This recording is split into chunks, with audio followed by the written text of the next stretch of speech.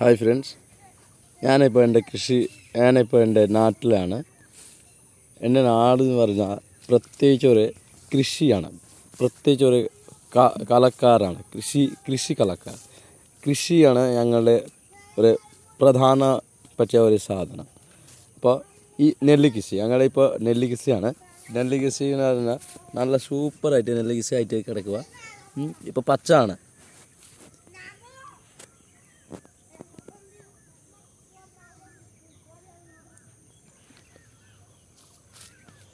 കുറേ കൃഷിയുണ്ട്, ഒരുപാട് കൃഷി, ഏക്കർ കൃഷിയാണ് ഭൂമി.